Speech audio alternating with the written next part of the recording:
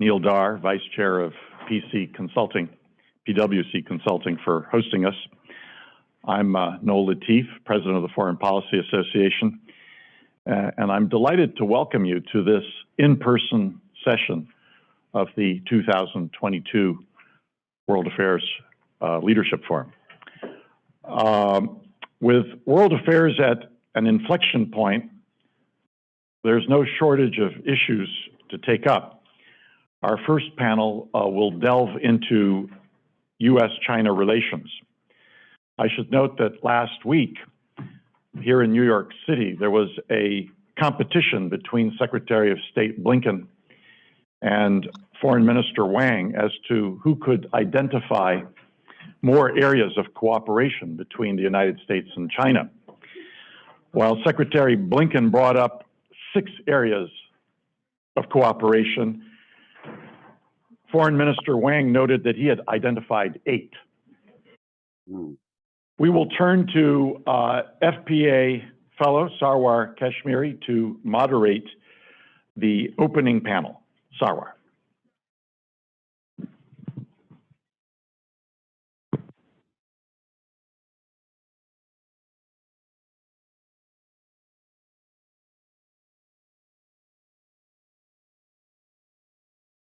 Can you hear me? Loud and clear. Thank you, Noel, very much for inviting me, and thank you for holding this session. It's always perplexing, I think, to a lot of people how 2 superpowers cannot come together and make a lot of money and do good for everybody. By the way, I should point out, I'm blocking out this off public here.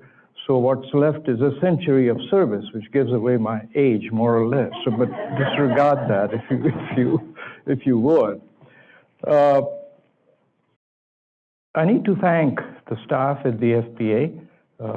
They have a very lean staff, but they do a magnificent job of setting up these products and this conference.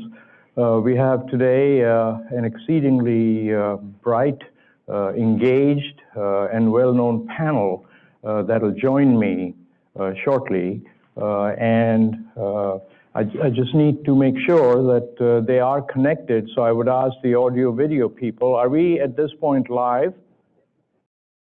We are. And where would we see the panelists?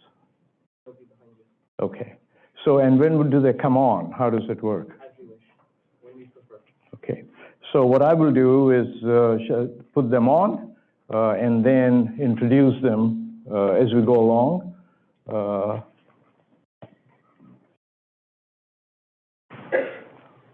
Okay.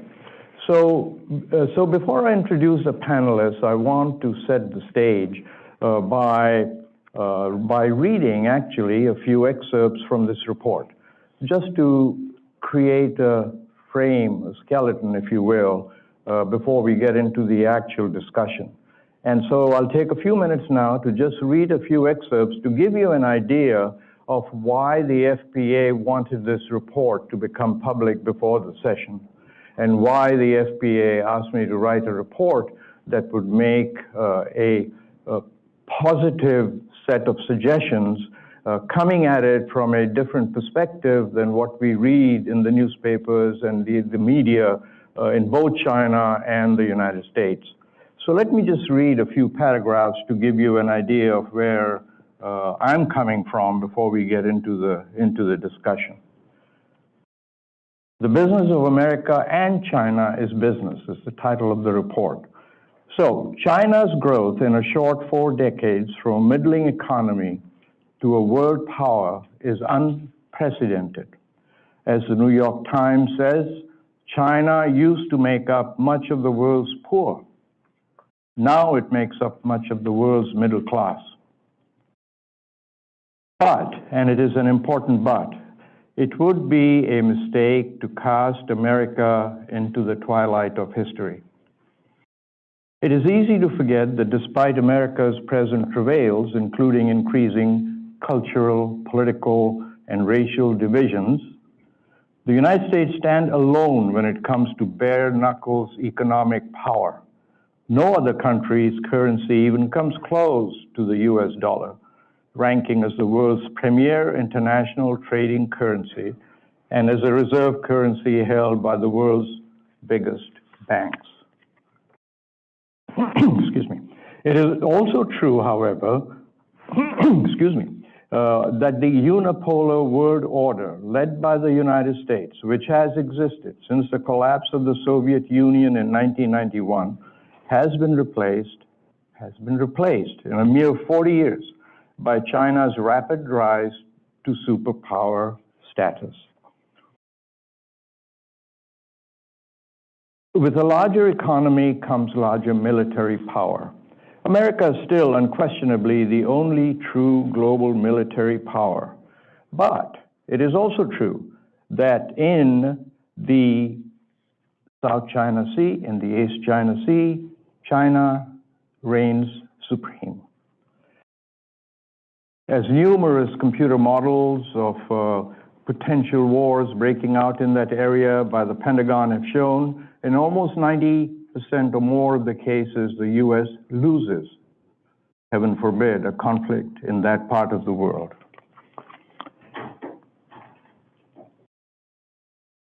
So the other point I wanted to leave with you is this is the Der Spiegel, the German magazine. Because between 1970 and 2010, the share of democratic governments in the world more than doubled to 53%. Since then, however, the trend has been steadily downward. At the same time, autocracies are increasingly successful economically. The last 40 years have been the best years in China's economy for the 50% of Chinese who are in the 50% quintile. The 40 years, China has raised 900 million people from poverty into middle class, 900 million. In the same period, 40 years, the lower 50% of American people, their income has stagnated. Now, there's a lot of talk, if you read media and so on, China and America have done a fantastically successful job of beating each other on the head. I think you'll all agree. But I want you to listen to some of the people who, for this report, count. This is Tim Cook, CEO of Apple. We're investing in China not just for the next quarter or the quarter after, but for the decades ahead. Our view is that China will be Apple's top market in the world. Howard Schultz, CEO of Starbucks. Starbucks and myself remain very bullish on Chinese economy, specifically the buying power of Chinese consumer. I wouldn't be surprised if one day we have more stores in China than we do in the US. On the other side, there are more than 200 Chinese companies with a market cap of some $1.5 trillion already listed on the Wall Street Exchange, and a waiting list of others eager to tap into the US capital markets and its well-heeled investors. Look at the reality. US and China may appear to be at odds, but they're actually not. American financial capital is flowing into Chinese investments. Apple products are all made in China. Chinese exports to the US have been rising economically. Things are going well between the US and China.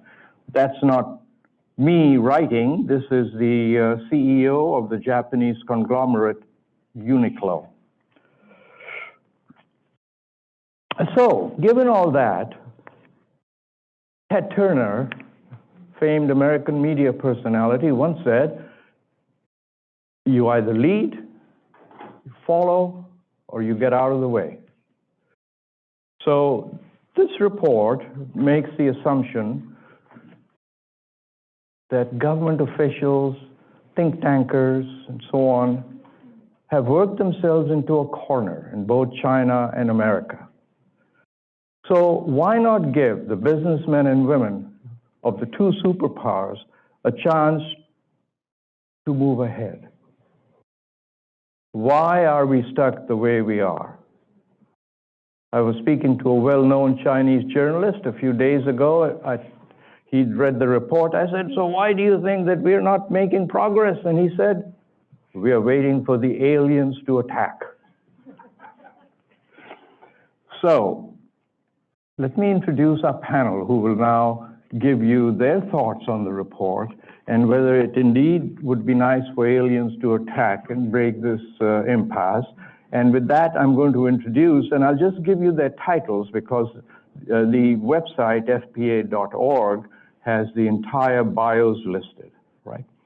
So first of all, we have Ms. Dewi Fortuna Anwar. She joins us from Jakarta. She's the research professor of the Indonesian Institute of Sciences. We have Professor Daojiong from Peking University, Beijing, China. And then we have Professor Xing, who's professor at Aalborg University in Aalborg, Denmark, also a very well-known Chinese scholar. So that's our panel today. And what I would like to do is I would like to start with Ms. Dewi Anwar, and that followed by Daojiong, and then Professor Xing. And I'd like for them to take a few minutes and give us their thoughts on this report and why they think we are, China and the United States, in this predicament that we are, that we cannot seem to break away from. So, Ms. Anwar, the floor is yours.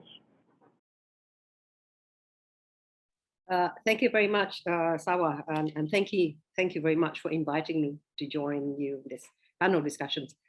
Just an update of my affiliation, the Indonesian Institute of Sciences, as of September last year, has been incorporated into the National Research and Innovation Agency of BRIN. So we are unfortunately VP of the Indonesian Institute of Sciences is history now.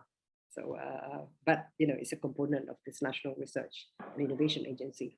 Firstly, congratulations, Sarwar. I really enjoyed the report, short and sweet and very, you know, and I agree with the arguments presented, you know, about the importance of China as an, you know, rising economic powerhouse.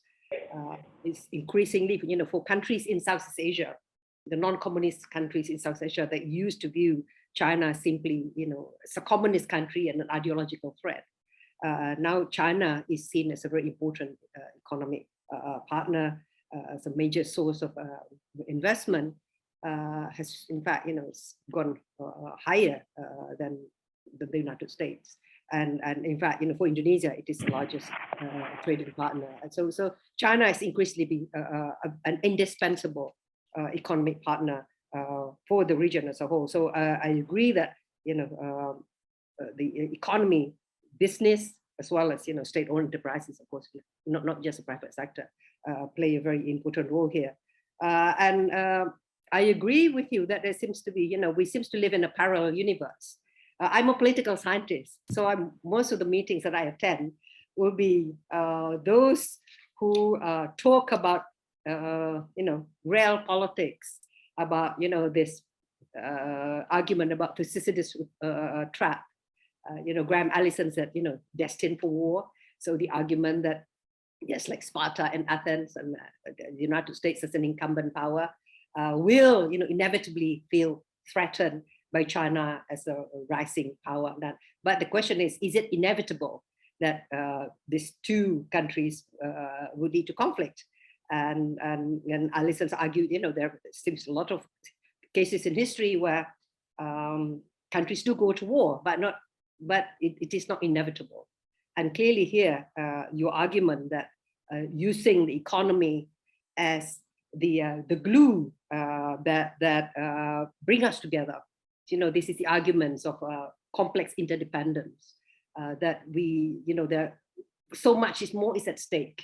And this is very different from the Cold War, when the conflicts between the Soviet Union and the United States were mostly in the ideological, you know, sphere, where there's really nothing that could bring them together. There's just, you know, it was an existential differences. And I totally agree with your report that this between China and the United States, you know, inevitably there'll be competition, there'll be rivalry, and so many different areas, but it doesn't have to be essential. There are many areas of mutual cooperation that it doesn't have to be a zero-sum game, and I am very much agree with that. And the introduction by the earlier speaker that the State Secretary of the from the US and Foreign Minister of China competing with each other about areas of conflicts, of course, because no single country can deal with issues that face us now.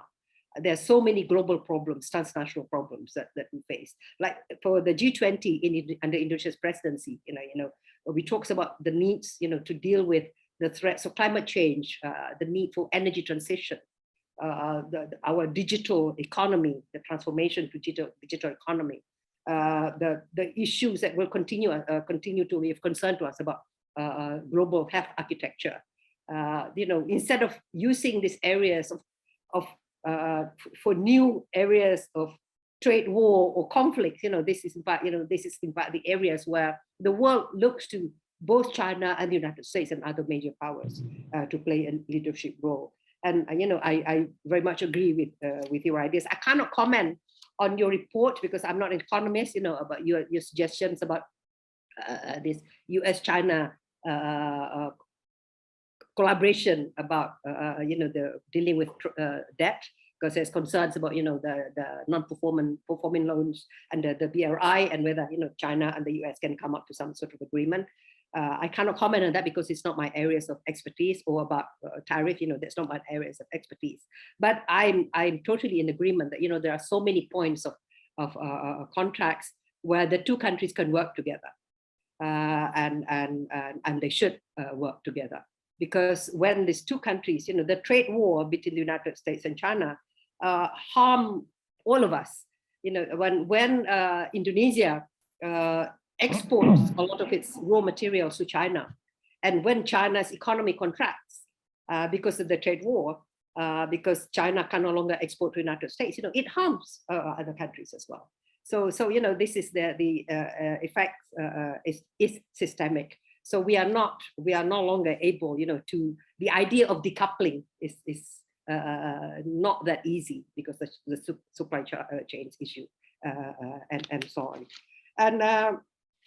And secondly, from the perspective of Southeast Asia, when you talk about major power rivalry, when you talk about rivalry between China and the United States, Southeast Asia is going to be the major theater of conflicts. That is major area of competition.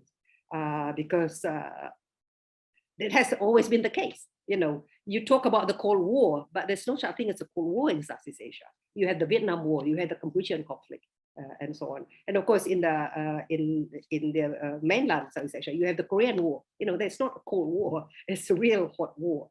So for us, that is a major issue. So we work on competition because it provides us with alternatives, with choices. We do not want to become over-dependent on any one country. While we welcome all the investment from China, while we seek the China market, we do not want to be over-dependent on China in a way that we do not want to be over-dependent only on Japan or Europe or the United States. So for us, this competition here should be seen in a positive manner.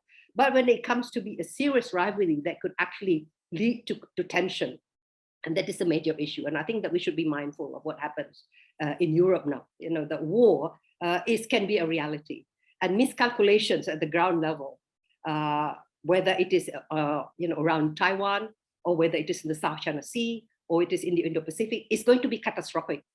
You talk about the game that's been played about the United States and China, that China will win in the war against the United States. Actually, there's no country will win, because if you have conflicts in that maritime region, the whole shipping will be disrupted. Chinese exports, Chinese imports will be disrupted, and the shippings of oil and gas from the Middle East to Korea to Japan through Southeast Asia will be disrupted. Southeast Asian exports and imports to the whole of the Northeast Asian countries will be disrupted. So there's no winner. China, as a major trading nation, cannot survive total disruption in shipping. because this is a lifeline to us. So you can play all the games on table, but in reality, you can, if there is a conflict there and it disrupts shipping, we are all going to lose out. So this is for us, we view talks about wars and so on, in very, very seriously, because a lot of wars start at a lower level, at a captain level. And then it just go up, and then it's very difficult to stop. So for us in Southeast Asia, there is always this desire to ensure that between the United States and China, there should be collaboration. And we believe that, all countries have a role to play. Indonesia and ASEAN talks about inclusive regional architecture, promote peaceful coexistence, and desire that China is important for us in its own right. The United States is important for us in its own right. So, we do not get close to China because we want to go against the United States, and vice versa. You do not want to get too close to the United States because you want to go against China. Both countries are very important, and we wish, that all of these countries will engage equally with all the region, because our part of the world puts a lot of emphasis on stability and prosperity, which are two sides of the same coin. You cannot pursue economic development, economic growth, trade and investment if there is conflict in the region. So, the very important thing is here, not to see that the situations in this zero-sum game, and but focus on positive sum game. And for Southeast Asia, of course, yesterday I had discussions about the Indo-Pacific and what certain ministerial government bureaucrats see about the Indo-Pacific, and I was struck very much with the comment. When the United States come to visit us, they always want to talk about China. But when the Chinese come to visit us, they never want to talk about the United States. So in this case, maybe the United States is privileging China because they're so obsessed about China and how, to align all the countries, to face China. But when we talk with the region, they like the United States to come to the region and treat the region in its own merit, not simply as a function of its policy with China. Because China is 1.6 billion people, but the ASEAN region has 600 million people of dynamic economies also. And, and we do not want to see the US blowing hot and cold, and only come to the region and engages with Southeast Asia and ASEAN, as a function of its policy towards China. And so, we want the US to be a very important partner for us. At the moment, there seems to be this division, which I don't think is tenable. That for prosperity you deal with China, for security we deal with the United States. And at the moment it seems to be that is what is happening at the moment. Well, Indonesia engages with China very closely economically, and then at the same time we carry out this super shield, super Garuda shield, with all the allies of the United States, and there's intensified military relations. That will continue. Indonesia and ASEAN countries also developing close military cooperation with China, but at a much lower level. But we would like also the United States, to play a much higher economic role in the region. If you look at the East Asian multilateral cooperation, in the economic area, the US is very absent, and I don't think the US is doing itself any favor. So when you're competing for the hearts and minds of Southeast Asia, while we like to buy, modern military technology from the US and from other Western developed countries, not from China, but at the same time, for the people, winning the hearts and minds is, who will be investing in roads and ports and various strategic industries, and here, the US is still playing catch up, despite the fact that it is still an economic powerhouse. And if you look at it, US investment in the region is still very high. But the perception at the moment is that, it is lagging behind China. So in competition with China, I think let's compete more for the prosperity side, and work towards cooperative security, because I don't think that we can afford to take our peace and security for granted. Thank you. Thank you, Professor Anwar, for those remarks. I have a question, but I'm going to hold it till all of the panelists have given their talk. I think it's really very important for us in America to hear people from Asia, because we read our media and the headlines are very much one-sided. And so thank you, Professor Anwar, for that. And let me now turn to Professor Daojiong from Peking University, who's one of the best-known geopolitical thinkers in China. So, Professor Daojiong, the floor is yours. Thank you very much, Sarwar. It's my, I believe, third time to be on your panel. And I listened to Professor Anwar's talk, and I couldn't stop thinking about two topics in relation to Indonesia. Actually, this morning I was at a meeting with the Ministry of Finance here in China. We were preparing for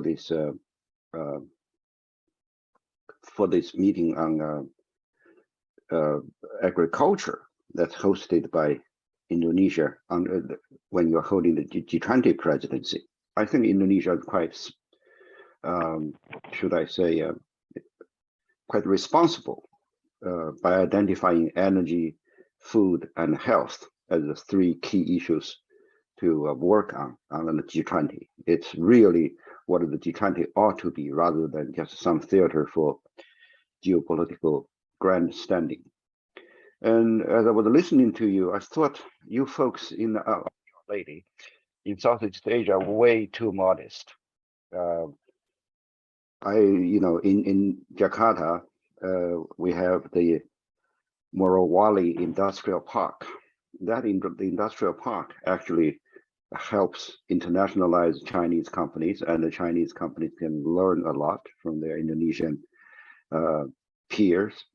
And likewise, Indonesia, I do understand, is in the process of work of not necessarily following, but doing what Malaysia has been doing. In other words, China has a Kuantan industrial park in Malaysia, but Malaysia has a twin industrial park in Qinzhou, Guangxi province.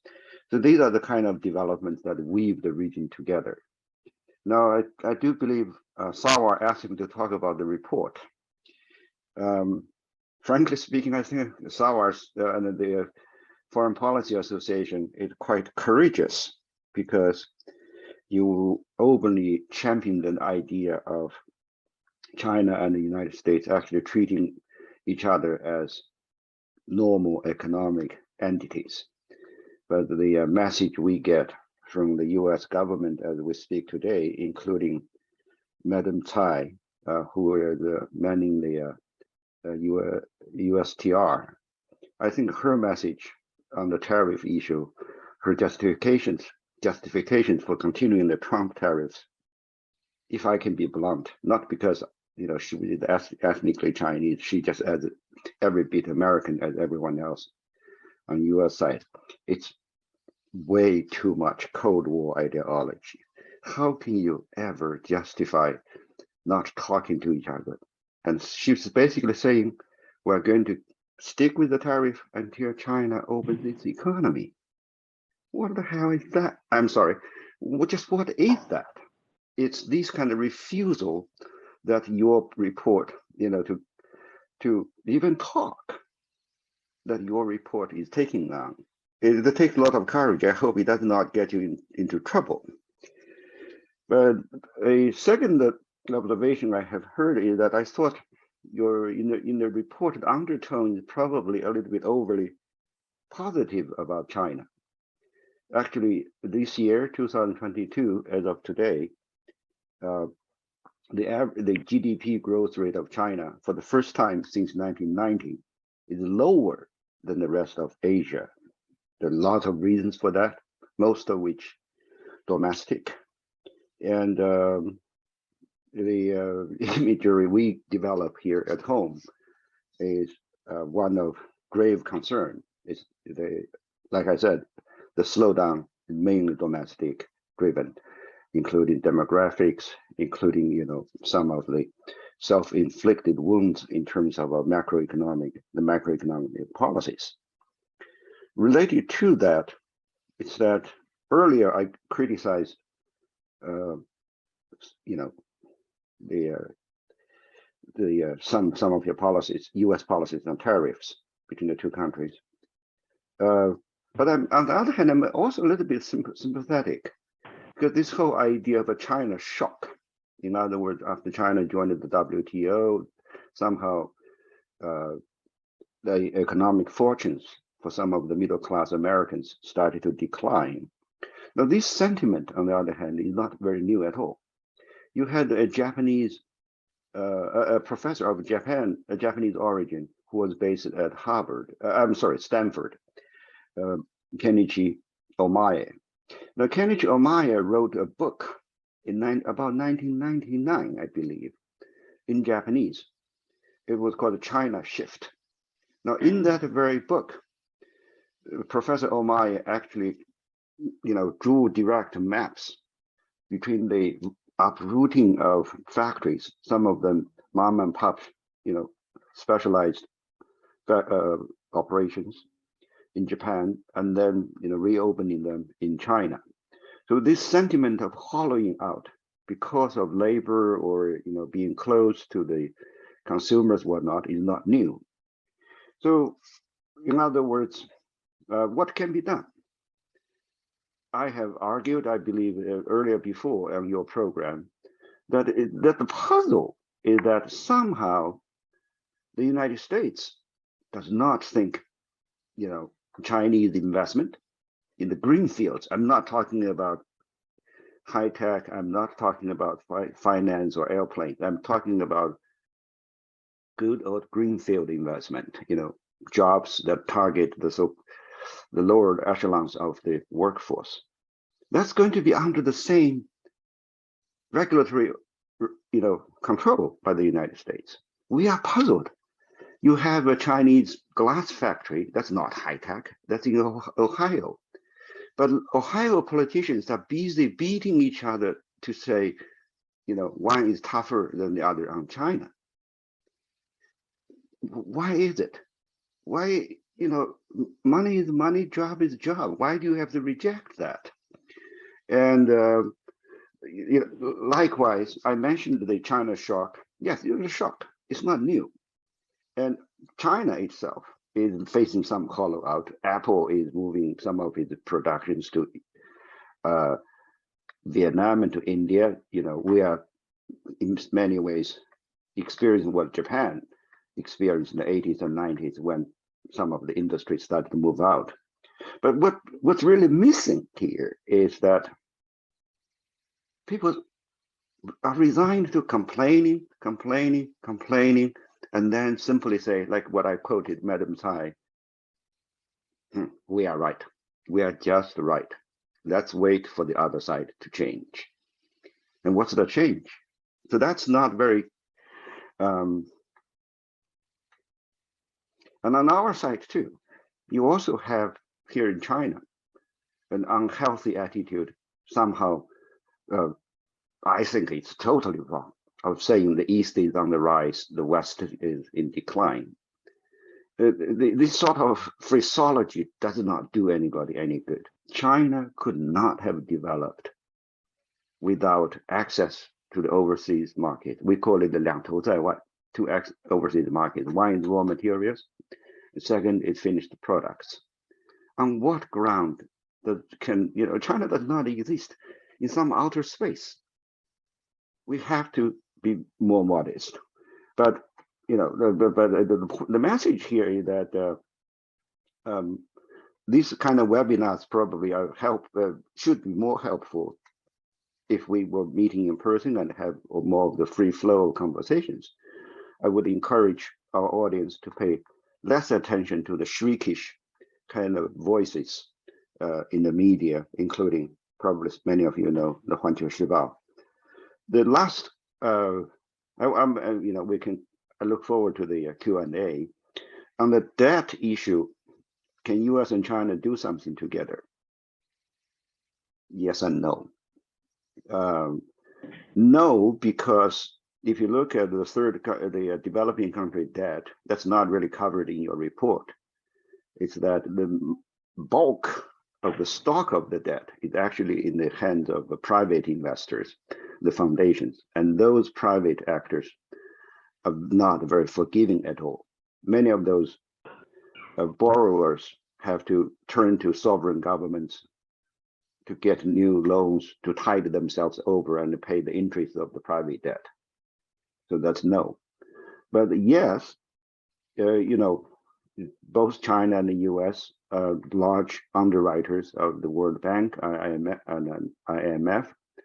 Now, even though the US is not a member of the AIIB, we can and should think of better ways of cooperating, not just for improving bilateral relations, but for cooperating to have some of the borrowers to have more responsible borrowing and more responsible spending and make their debt more productive in terms of promoting domestic growth and their exports. So let me stop here. And I don't know who you are in the audience. I named one American politician or senior bureaucrat. It is not meant to be anything personal. And even though this is live on the web, I hope you understand. If there was any offense, it was not intended, and any apologies there that I do, I will apologize. Thank you. Well, thank you, Professor Daojiong, and thank heaven you're here. I just wanted to throw in heaven since you used hell. We kind of equalized the ratio there. Let me next turn the floor over to Professor Xing, who is actually straddles the thoughts in the European Union and in China. And so he will make a very valuable contribution. And Professor Xing, let me turn over to you, please. Okay. Hello, everyone, and thank you, Sarwar, for your invitation. And I have talked with Sarwar several times, and I'm very honored that to be invited by Sarwar to play a role in making these two reports. And Sarwar, I have to first talk about you as a person. I like to work with you is because I told you you have a personality of forward-looking. When you talk to you, somehow people feel encouraged. Because I often listen to in the YouTube online debates from people from many of the US researchers from other research institutions and think tanks, from Hudson, other think tanks. Somehow they have a tendency to argue or to make analysis and to teach the United States how to win over China in terms of technology, in terms of politics, economics, and high tech. So, and then defense. So listening to them, I feel very disencouraged, kind of very sad. And as you point out that today, if you open newspaper and see TV, all bad news. Somehow your two reports are really encouraging signals to people. And people might forget your title of two reports. People might read the long sentence, forget the short one, the long telegram, okay? And this is interesting because maybe not for the younger generation, for a little bit elder generation, we all know this concept, that George Kennan's long telegram that he sent to Washington, and he, in this long telegram, he tried to inform the US government the dynamics, the internal strengths of Soviet Union at that time, okay, and to advise US government how to make correct policy under the basis of understanding our opponent. So you actually borrow this metaphor and turn them into the contemporary use in these two reports, where your message is clear that even though the situation is different, the situation is different between US and China vis-a-vis US and Soviet Union, but the significance of Kennan's spirit or idea behind his long telegram is still there, which is to understand China and to make a correct China policy. I think this is value where I have to emphasize to the audience and to this panel. Second, that you in your two reports, you try to collect comprehensive, very nuanced information and facts on the strengths and weakness of the two countries, implying that neither side can swallow the other side. So cooperation and coexistence is the only way forward. So I think this is also a message come from your two reports. Another message is that you always try to find areas for mutual cooperation, for cooperation, okay? So you, in the second report, you actually emphasize business and business, okay? So economic cooperation is the most effective way to put the relationship on the right track, even though there are some difficulties, as Professor Cha pointed out. But nevertheless, the ideas in the first report on infrastructure cooperation, where China has gained tremendous experience in its massive infrastructure projects for the last several decades, whereas the US really need to catch up in that area, okay? And the second, the financial area about debt issue, I think I don't need to talk more because Professor Zha has already mentioned it.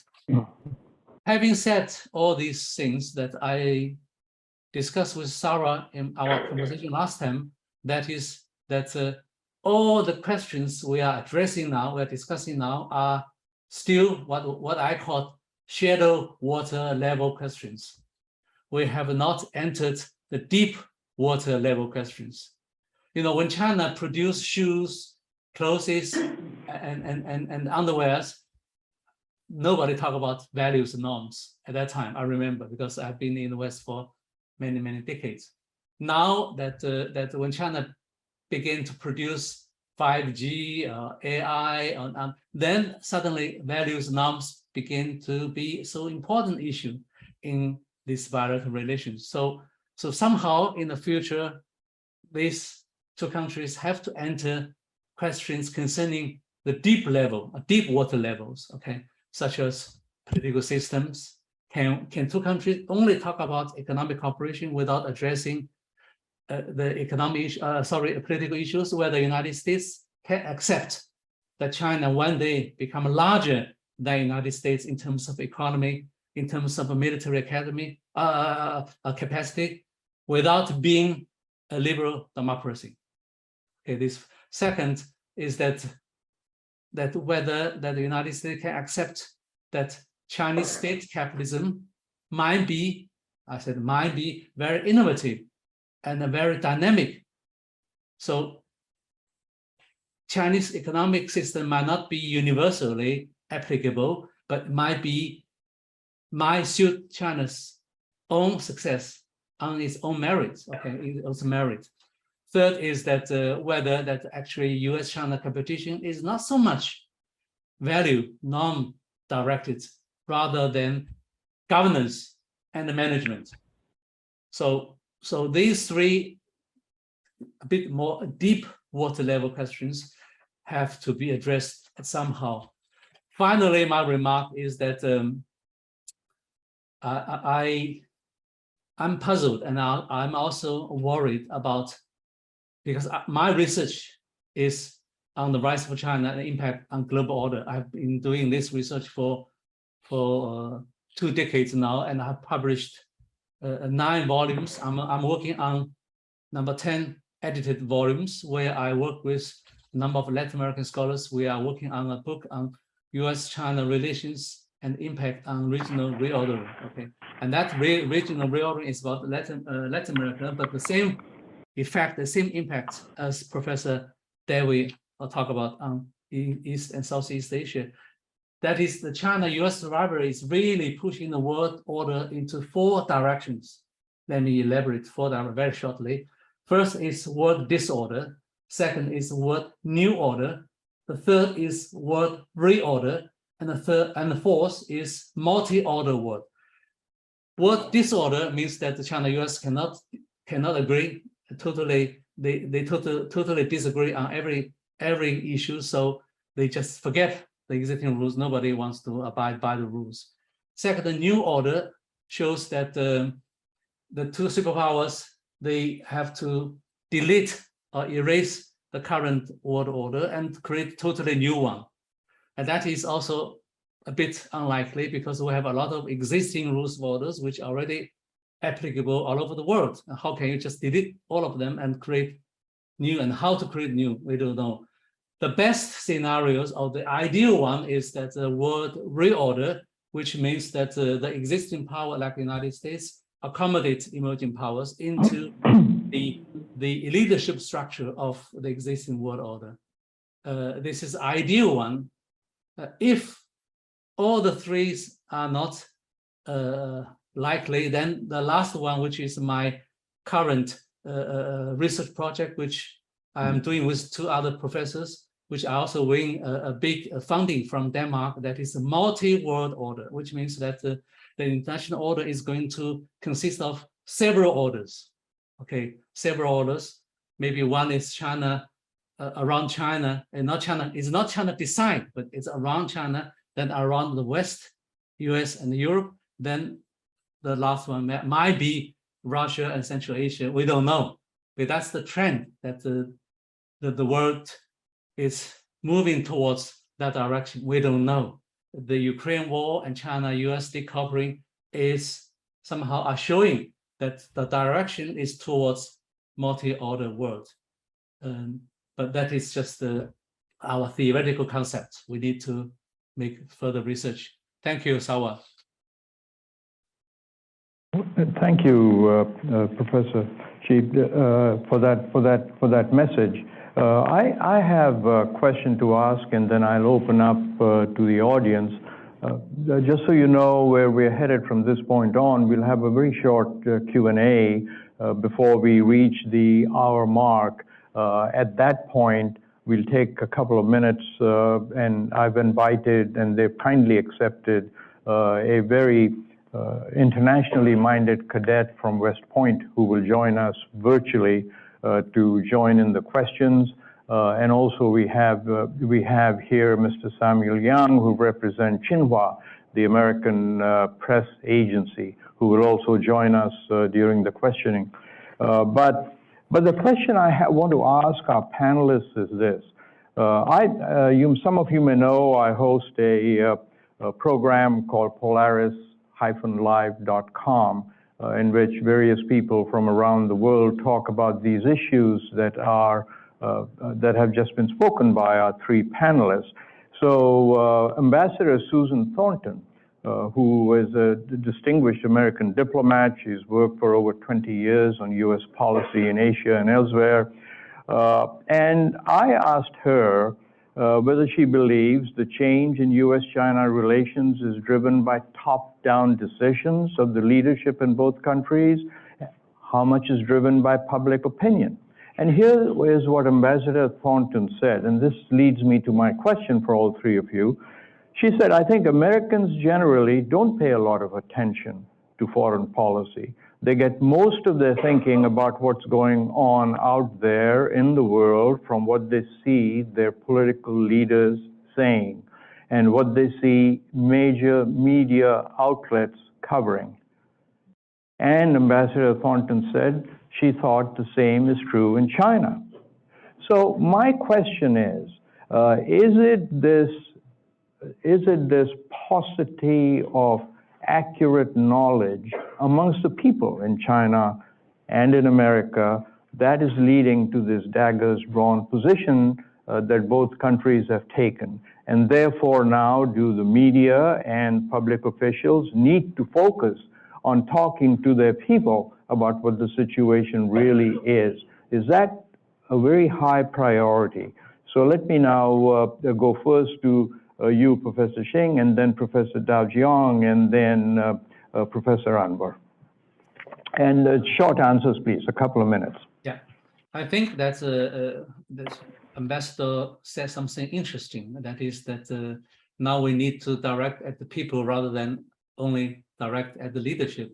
I think that both sides people are sentimentally driven. Okay, I talk with the Chinese people, my family, my relatives, academic networks.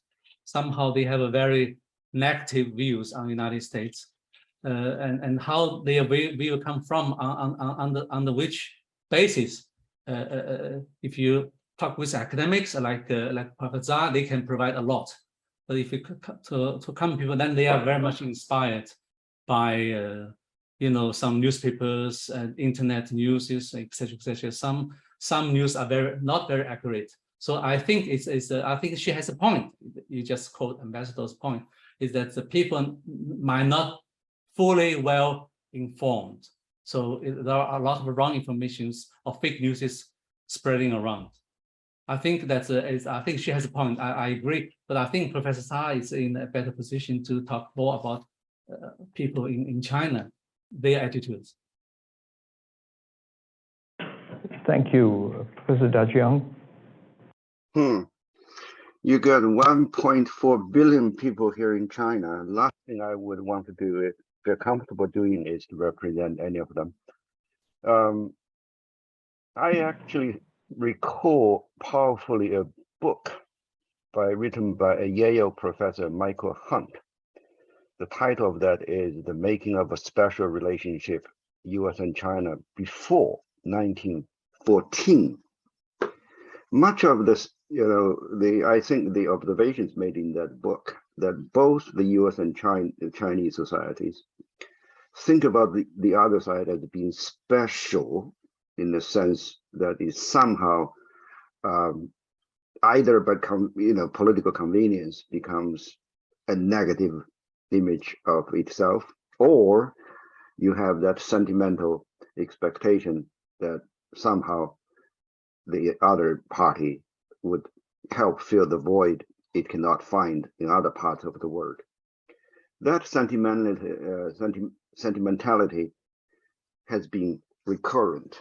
At this point on, I would think it's the same sort of definition of special relationship on both sides, in both societies. It's not just a few nuts writing in newspapers. It's not just the so-called wolf warriors in the Chinese ministry. It's a rather societal thing, and the real conversation has to take place within the society. Thank you.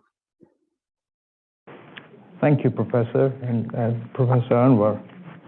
Well, thank you. While I would agree in general that foreign policy is not an issue that ordinary man in the street focuses on, but I think it would also be quite wrong to argue that it's only just the politicians and the demagogues who shape public opinions. I can tell you that from Indonesia, which is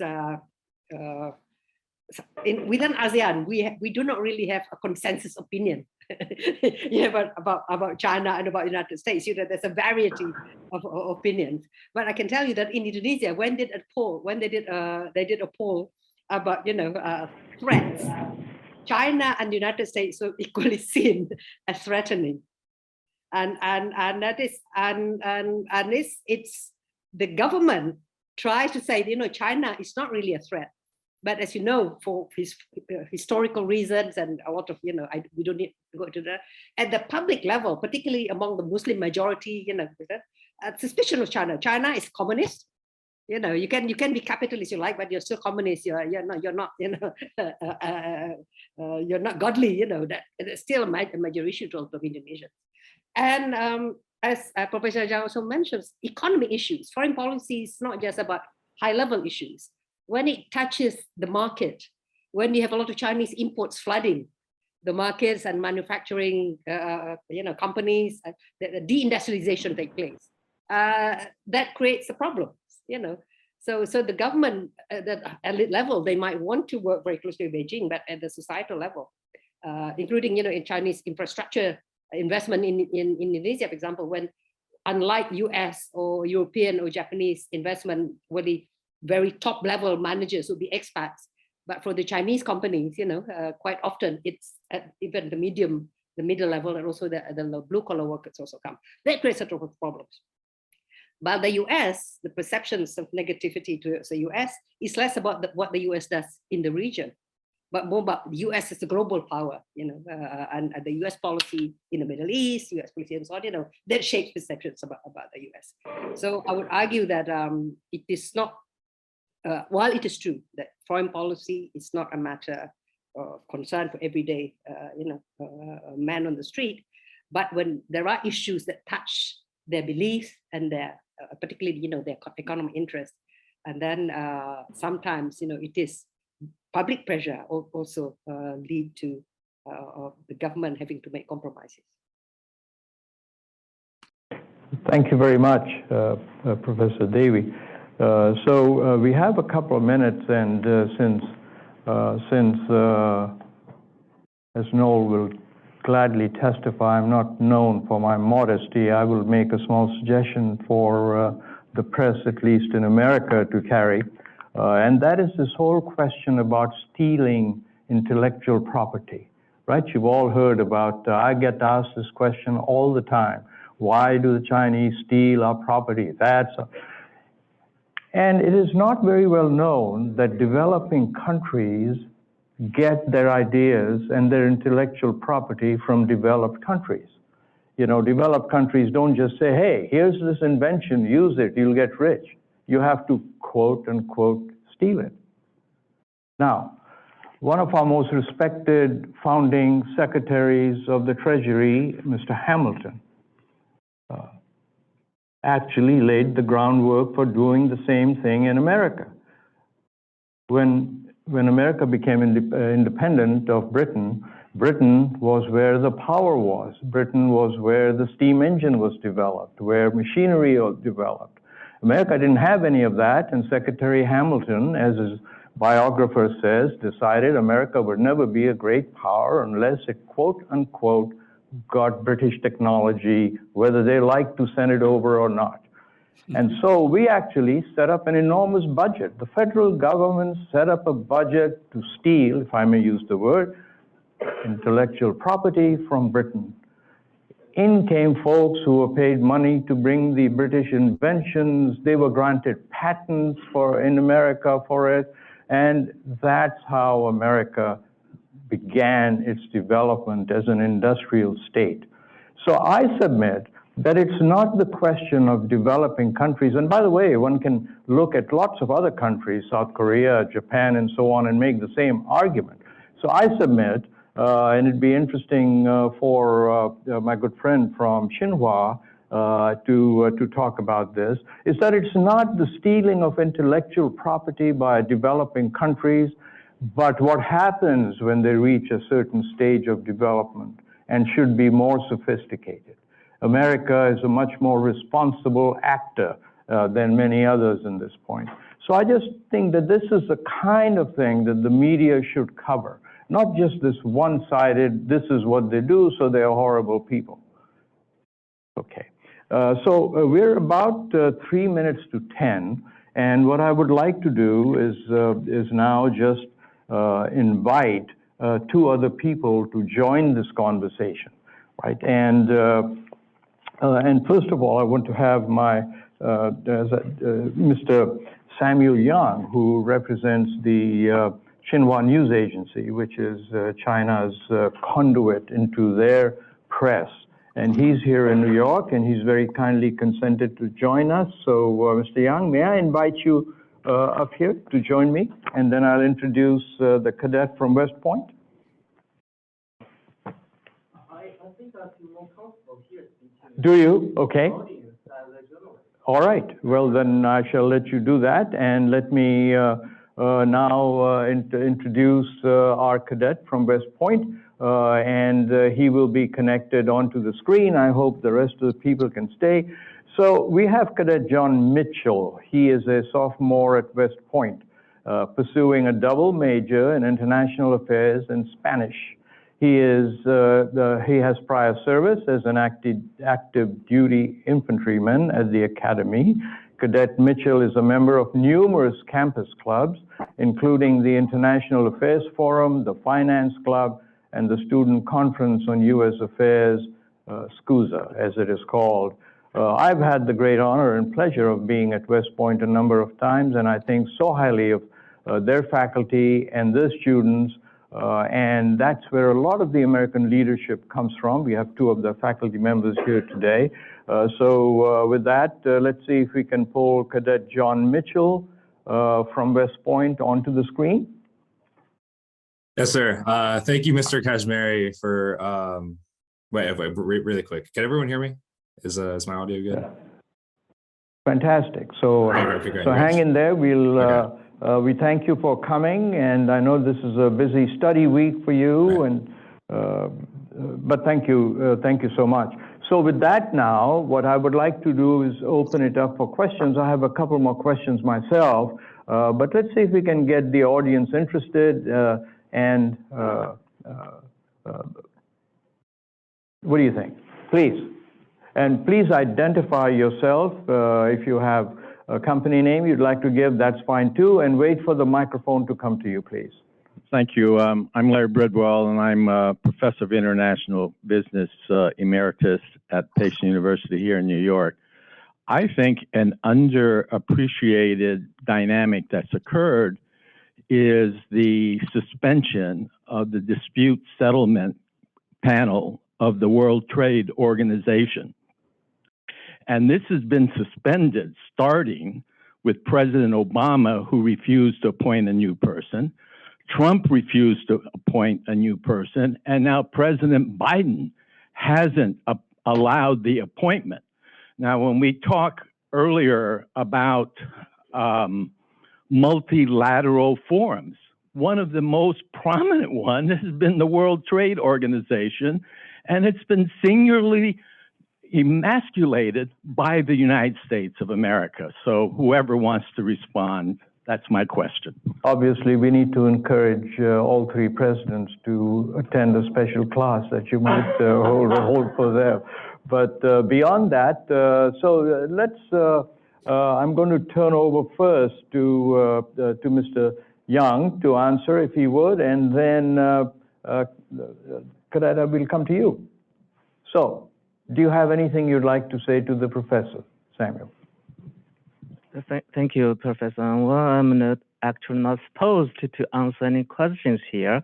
I got quite a few questions in my mind for you and the panelists. You see, I've been living in the US for over 5 years, and I've interviewed hundreds of people here during the pandemic, the trade war, all these kind of events concerning US-China relations. I vividly remember what we have talked about the Belt and Road Initiative when you launched your book on the project. And now the G7, President Biden and G7 leaders have also promised to start a similar project on infrastructure globally. So do you see any convergences between the two great projects? And what do you see the opportunities for cooperation for the US and China in the future in this regard? Second question is, I have interviewed the president of the International Committee of Red Cross, Mr. Peter Morrow, and he kind of deplored that, many of the leaders have actually staged a drama of shouting competition against each other during the high-level week of the UNGA, instead of finding, solutions to the questions and issues of global significance. And I witnessed the same case when I was in DC in the last 2 years, in the US Congress. Many of the delegates, the representatives, spend too much time lashing out China, writing hundreds of bills against China. It's kind of, disruptive politics going on there. What do you think, the impacts on the future of US-China relations? And finally, thank you very much for your, well-written report. I found it very comprehensive, very balanced, very much of global perspective. And I agree with one of the panelists that the report is encouraging. It's forward-looking, and I hope I can read it more and raise more questions afterwards. Thank you. Well, listen, that's not fair. I treated you to breakfast. You're supposed to answer my question. You've raised two questions, but I'll come back to that. I want to give Cadet Mitchell a chance to respond to this question of multilateral organizations that the United States seems to be dropping out of. I know you're on the finance group at West Point and you've thought about these issues. What are you thinking? Do you think America ought to be more engaged, or do you think, well, go ahead. Yes, sir. Thank you for inviting me to the panel, sir. So for one, I know, like, you know, just for example, with like the Trump administration they're dropping out of NAFTA. I think the United States should definitely take a more, you know, cooperative global approach going forward. You know, especially since the biggest points you brought up about how any potential conflicts in the United States and China would not go well, and then like the permanence of both countries as superpowers is indisputable. There's no point in going that route. So I would definitely agree with you that the United States should definitely take a much more cooperative approach globally. I think some of our tendencies in prior administrations shied away from that, but you know, I have hopes for the future that maybe we can come towards that a little bit.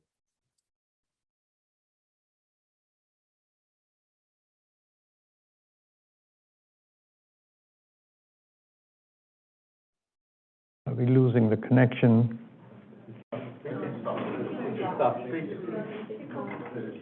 It's finished. Okay, sorry, I didn't realize you'd finished. I thought we lost the connection. Sorry about that. But so you're basically agreeing that we need to be a lot more proactive in redoing our connections with multilateral organizations. Is that kind of where you are? Yes, sir. Okay. So from my point of view, Samuel, to your question, I think yes, the Belt and Road Initiative is a great way for America and China to come together in some way. President Biden, to his credit, has made infrastructure in America a big priority of his. He's asked for millions of dollars. The problem is Congress isn't providing as much as he asked, but also the amount of money that President has asked is about probably 30% of what's needed, according to the American Civil Engineers Society, to rebuild the infrastructure. And so where does the rest of that come from? Perhaps there's some way that we can work with China to both dilute this daggers drawn approach and also help infrastructure on both sides. So that would be my question there. But let me ask if is there another question that we might get from the floor, please? And just wait for the microphone and tell us who you are.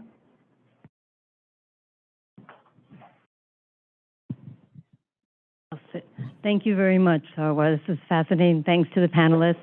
I'm Ali Mazzara with SUNY's Office of Global Affairs, and I'm the director of a Global Affairs Leadership Program. I have two of my colleagues here, and we're delighted to be here. I am a big supporter of positive U.S.-China relations, so I'm thrilled that for your publication, thrilled for the comments that have been made. And my question is always, in this very charged environment between U.S. and China, what are some ways you and the panelists can provide to sort of, quote unquote, the average person, which I'll include myself in that category, to learn more about China in a positive way and in ways that can encourage positive relationships going forward? As one of the panelists mentioned, you are a very forward-looking person. So thank you. Well, thank you for that. And by the way, I should say that your organization, State University of New York, is one of the leaders in developing multilateral international relations, and you yourself have played a leadership role in that, so we need 1,000 more of you if that is possible. So I should, and of course the people who are with you. I am reminded of this again from West Point. There's a program called the Schwarzman Fellowship, from which West Point sends a number of cadets over to China, and so I want to give, starting with you, Cadet, what do you think? What do you think should be done? Should there be more military-to-military meetings? Should there be send more folks from America, West Point, other military institutions to China? How do you think we can begin breaking down this barrier of mistrust?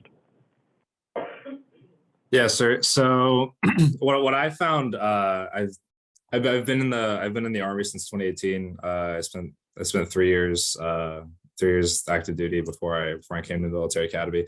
What I found, at the very least in the military community, this is kind of central to the Army, and like some people might think after I say this, of course, but I think it's a notable point that at least the military community, and I would say a lot of the political leadership in the United States kind of inadvertently shuts out the idea of improved U.S.-China relations, and particularly the military community kind of does, because at least my experience in the Army, everyone's typically always talking about already aren't a big threat, and so especially with the frankly a little bit pathetic Russian offensive in Ukraine, we all thought they would essentially crush them, but they've shown their prowess as a military power to be lacking. So the conversation in the military community is very much transitioned to focusing on the threat of China, and that is kind of inherent to the military. The military wants to, as a community, wants to focus on the next greatest threat. But I think a shift in that conversation would definitely be necessary from at the very least the leadership in the military community. I definitely think that I forget what year that West Point shut what year West Point shut down foreign exchange. From them coming to the United States Military Academy as well as us going to China, but I definitely think some more effort from some more effort in that area from whether it's sending our cadets over there and improving some military relations in that aspect. I definitely think it's going to be a hurdle and among the military community, just because it's the nature of the organization. But I definitely think it can be improved in an aspect like that.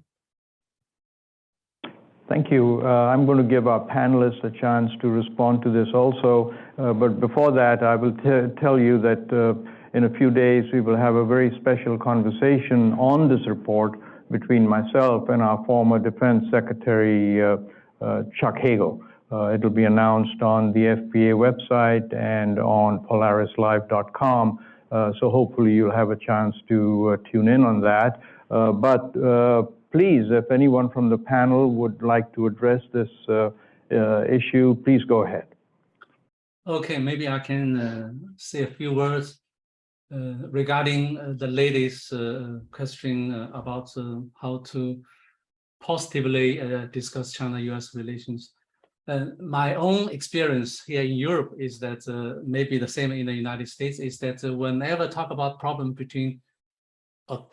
connected with China, a problem between US-China relations, the discussion or the description become very simplistic, very simple. For example, intellectual property, as Sarwar just mentioned, that they steal our technology, they steal our product.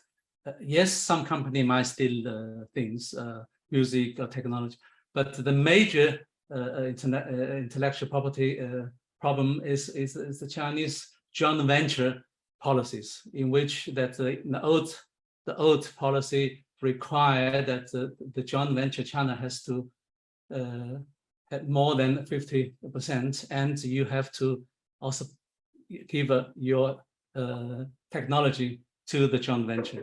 Okay. So that's kind of policy, and in return you get Chinese market.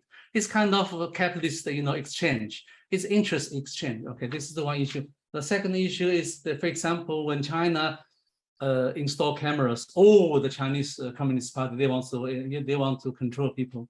But we here in Denmark, in Europe, we have a lot of cameras, okay, everywhere. And when China use artificial intelligence, they want to control people again. So all these very simplistic way of describing China or describing US-China relations, it's very bad, very poisoning. You do not tell people the whole story. You just pick up and selectively, describe the problem. So I think that this is one of the key observations I have had for many years. Thank you. Thank you, Mr. Yang from Xinhua. You wish to add something? Please go ahead. I did have one for breakfast today, so I do my due contribution. As far as the IP theft allegations, I do want to share some stories I recently experienced in China when I was on vacation in May. And I kind of used to the American way of life, carrying credit cards everywhere I go in the US. But when I went back to my home country, I found I cannot use my credit cards. Instead, I can carry my cell phone. I can do anything with a cell phone. And so the country is becoming so innovative beyond my imagination as a Chinese. So that's kind of small window to see what way China is going forward. The moment we're talking, there are 3 astronauts working high above our planet. That's kind of progress what China have achieved in the space industry, which was, for so long barred from the Western IPs whatsoever. As for also, I want to add that Chinese readers or Chinese people, I think, have more exposure to the international events, to the international news, because, Xinhua, we have a special magazine dedicated to the international coverage. It's called Global Magazine. I once worked in early 2000s. And also Xinhua got another newspaper called Reference News, which has over 300 million, I believe, readers in China. And it's a collection of news, important news took place a day before. And once I talked to a former U.S. diplomat who served as the cultural attaché before China and U.S. established diplomatic relations. He told me that actually we Americans need a newspaper like Reference News. We have to read more about the world, about China, and also about ourselves. Okay. Thank you. Well, thank you very much. I just want to remind you it takes 2 hands to clap, but I won't get into that at this point. But let me ask if the panelists have any more. If not, we'll take another question from the floor. Right here. Please identify yourself and ask. Oh, sorry. The panelists want. Who wants to speak? Dewi? Okay, both of us, Professor Zhao also wants to speak. I just want to make a comment that there's some issues here about the US walking away from multilateralism, and this is, in fact, I think this is a real tragedy of our, our global community, because the the international order has been very much shaped, by the U.S. leadership in multilateralism, and for the U.S. again to walk away from it. There's actually, there's China cannot take yet that kind of leadership role. I think that China should play a more active role, but in terms of the moral legitimacy, I'm sorry to say, China is not there yet. So when the U.S. is walking away from it, there is something that is missing. So we hope that that the U.S. will return to play this leadership role again in various multilateralisms, because we need to. The world needs multilateralism, and the U.S. leadership here, I think, is indispensable. When it comes to how do we change the perceptions, there's one diplomat to say, if you want to change the image, you want to change the realities. So this is not just about PR, because I think that each country and all of us need to address the serious issues. So I don't think we can simply wipe out some of the issues. So the issues that are raised should be dealt with. So if there's issues of copyright, Sarwar, if there are real concerns, I think that should be dealt with. From the Chinese side, complaints about the US, if there are real issues, that should be also dealt with. So this is do not simply say that this is all fake news and that we do not really understand the situations, because not willing to address uncomfortable questions would also make attempts at simple dialogues going to be only at that superficial level. And here I would say you need to address the hard issues of security. Chinese behaviors in the South China Sea, for example, is a major concern to the region, and so you can see that the action and reaction here. So this is when you're talking about the U.S.-China relations. That's not just about the two countries. It also impact the whole region as well. So in this case, there are some of the issues that need to be addressed, and it has to be addressed seriously. Thank you. Thank you for that. I'm just reminded that we have two exceedingly capable, experienced diplomats, Ambassador Jigang from China to Washington, and Ambassador Burns from America to China, and hopefully there'll be a new start in many of these directions. There's a gentleman in the blue sweater there who's been waiting patiently, and then we'll take you from here. Jonathan Honig. Please identify yourself in short questions, please. Jonathan Honig, I'm a lawyer and litigator. And I'm curious about the remarks that were made, particularly about talking. And, in my experience of 40 years, there's a time to talk and there's a time for action. And the point is, as with Brexit, you talk with the Europeans for a while, and at a certain point you have to make a decision, and they made the decision, this isn't working for us, we're moving on. And similarly here, we talked for years and years with China, and it got us nowhere. We went from $50 billion trade deficit to $300 to $400 billion trade deficit, and we're still there, and it's only getting worse than before. So talking has been useless. The WTO, in response to the gentleman's question, has also been worse than useless. We spent 15 years trying to deal with the simple problem of the airplanes, got nowhere, and all the disputes have been going nowhere constructively. It's simply not working, and people have to be honest and recognize when something's no longer working.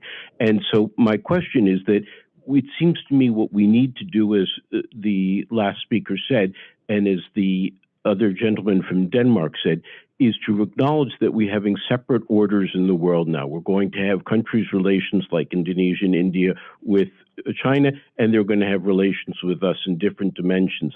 But it's not going to be and can't be anything more when you do get an arbitration order with respect to the Philippines and China just ignores it because we're the big 800-pound gorilla and we'll do whatever we want, and says we don't care about arbitration rulings.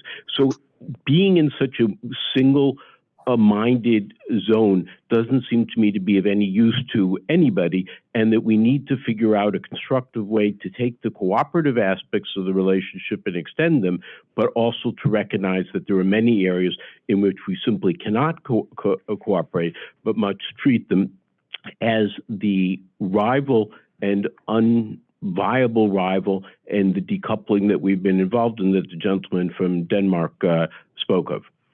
Thank you for that. Thank you for that question. And your question, of course, is the very reason why the Foreign Policy Association has had this panel and why we wrote this report. I might only add, with respect to the court in Hague ruling for the Philippines on that South Sea China issue, that if you recall, that case was brought before the court under the United Nations Law of Sea Treaty, which America has refused to step up to. It's the only major country, the only major naval power that has not signed the UN treaty. And it's very sad, not just because America should take a leadership in that, but it's my feeling that it could have filed briefs with the court to add to the prosecutorial side, but it could not because it had not endorsed the Law of the Seas Treaty.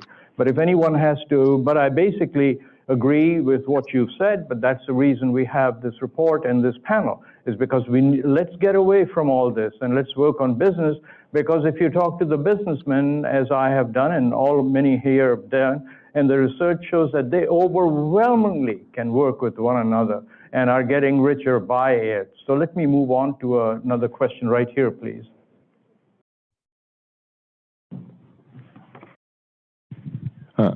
Hi, my name is Fred Tang. My organization is called America China. I have just a quick comment on the trade deficit. Right now, this is a totally misnomer. If I have a phone, you pay me cash, we complete this trade. That is I'm willing to sell, you're willing to buy. And that's a completion of a trade.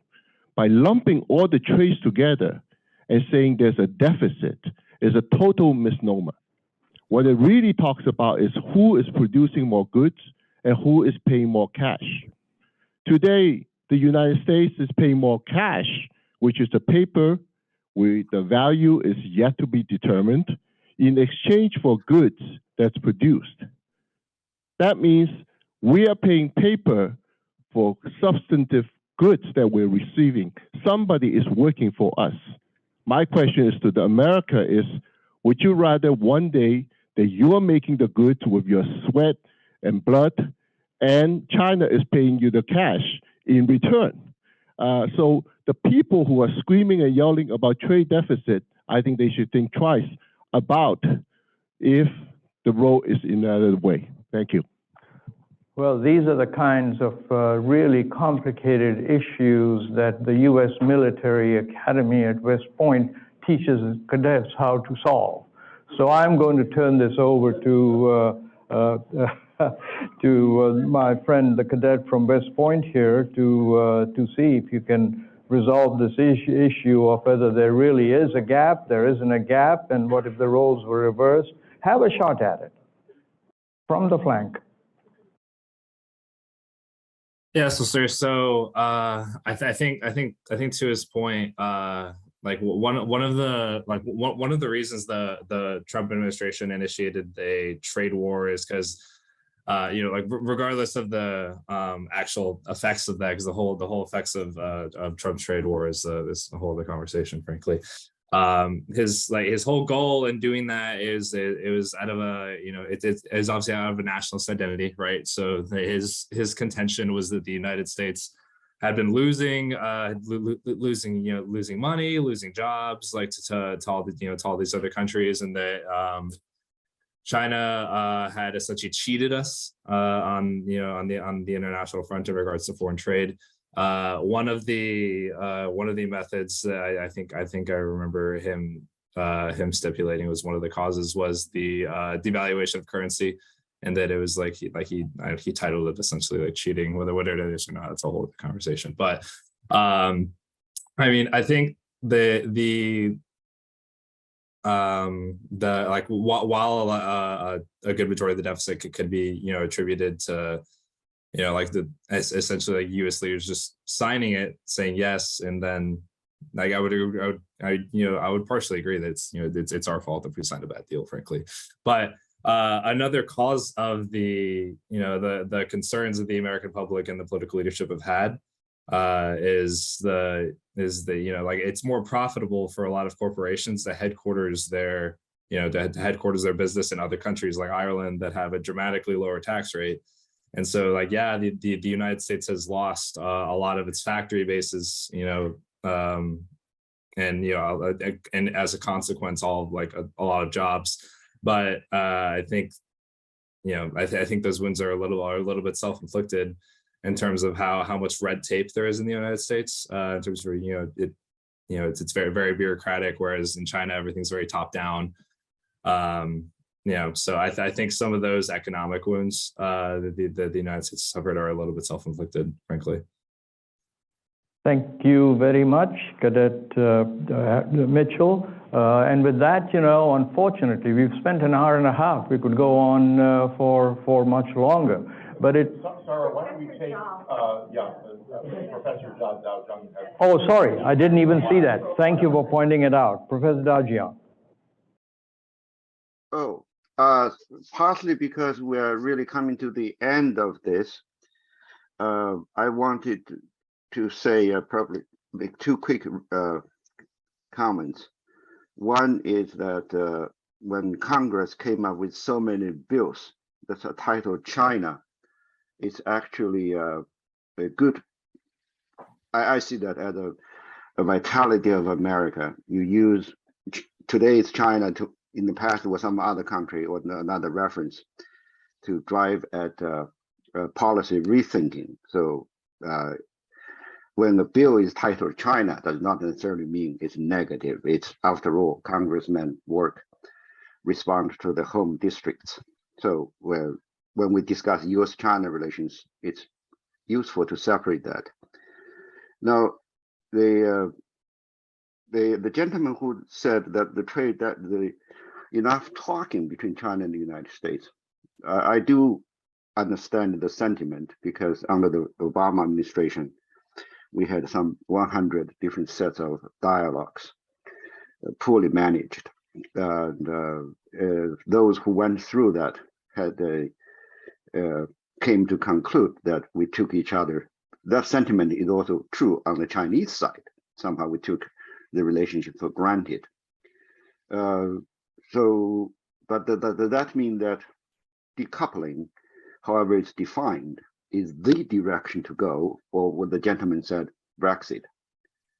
I don't think so, but then we can wait and debate later on. But I did send a news report out of a Japanese source to the WeChat group, to the chatting. That's about intellectual property rights here in China. I'm not trying to defend anything, but it's very important. Frankly speaking, I disagree with what Sarwar was saying. In the past, America did this, so there is no moral right to talk about China today. We must differentiate what do we really mean by intellectual property. If it's registered as a patent, then you have a matter of national jurisdiction.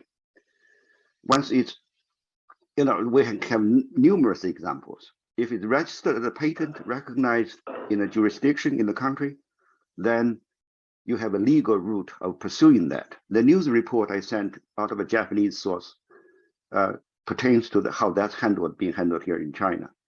And secondly, the stealing part. You don't just, the word is very emotional, has to do what's sometimes called trade secrets. Now that happens when you say stealing or snatching, when you have competition for talent. Someone who grew up in your company and has the know-how, get paid, or after the person gets retired, his knowledge of his service. And a lot of times companies feel that's a loss, and they call that, stealing covers that. But then what about a person's right to choose? The person including that management, person with the management expertise or the technical expertise. The third component that comes into the discussion about so-called intellectual property rights, linking that to stealing, has to do with industrial espionage, including through cyber means. Let's be very frank and honest with us. Does any company, a company would be stupid not to be doing industrial espionage. And many of our, all these state agencies exist to do just that. So we need to, there is, to a certain degree, there is some element to that. The talk is cheap. We've talked long enough. But when we do talk, we will need to look at this squarely. And also, I think there is Mr. Tang who spoke about the trade deficit matter. This is my last comment. I'll shut up. I disagree with him too, because you see, when you look at the pattern of U.S. trade deficit with Asia as a proportion of overall U.S. deficit, it never climbed down. China replaced Japan, or other countries as number one. But again, from the Chinese point of view, we have to be sympathetic with the American concern about hollowing out. We have to keep offering to be part of job creation in the United States. And it's also in our interest. That helps to sustain America's purchasing power of products made in China. Thank you. I spoke too long, I'm sorry. Thank you very much. I just want to, let's take a last question, and then we'll need to really end it way over back, Professor Kemp. Hey, good morning, everyone. My name is Rachel Kim. I'm actually a faculty member at West Point. Cadet Mitchell, he's still a student and on a panel of experts, so please, he's still an evolving student and learning about a lot of this material that we're discussing today. But I had a specific question. I think it's testament to Cadet Mitchell's statement on the traditional bifurcation of the diplomatic, military, and economic instruments of power. And alluding to Professor Anwar's point of how can the U.S. In the foreign policy's perspective leverage its regional allies and particularly the trade regions and the potential alliances that can be made, whether it's the Quad or the Chip 4 alliance. And I'll just bring it up because perhaps it's the big elephant in the room, but how is that game theory with a conflict of China, with China over Taiwan? How will that play with respect to an economic warfare, as well as how the second and third order effects and how the other instruments of power, specifically the economic instrument of power, can play a factor into that conflict. And yeah, I'm just curious to see how, from all our perspectives across different tools that we have, how do we leverage more so our domestic power and other alliances that we have within the region and internally as well. Thank you for that, Professor. And Dewi, I give you the challenging job of answering that in about a couple of minutes. Yeah, I think there's a changing world now. You can leverage economic powers to political influence now, and that's what China has been doing with varying degree of success. You can do it over Cambodia more easily than you can do it over Indonesia. But you cannot leverage military power over economic interest. You cannot bring your Seventh Fleet and say, open your market. The 19th century gunboat diplomacy doesn't work in that way anymore. So at the moment, it is a parallel universe. The US has friends through its hub and spokes, through the Quad, through AUKUS, but the receptions from the region is very not unanimous about this. But even those who are very supportive of the Quad, they still, we want more investment from you. We want market access. So when you're talking about the Indo-Pacific, economic framework, China is bringing, so many billions, and you're only bringing 120 million. This is not enough. So at the end of the day, it's money. And Shukriya, thank you, Dewi. And I must bring this to a close. I'm getting hooks, but is Tonya Lee here from the FPA? Tonya, stand up. If you have this report, the cover is one of the most striking covers I've seen, and Tonya is the graphic person at the FPA, and she did this. I think she deserves a strong hand of applause for this. Thank you, Tanya. And with that, of course, all the staff of the FPA, the Foreign Policy Association, for making this panel possible, the report possible, PricewaterhouseCoopers for this magnificent arrangement, and our panelists, Dewi, Fortuna, Anwar, Xing, Daojiong, Cadet Mitchell, Mr. Young, all of you, and for staying so long. Audience, thank you. Thank you.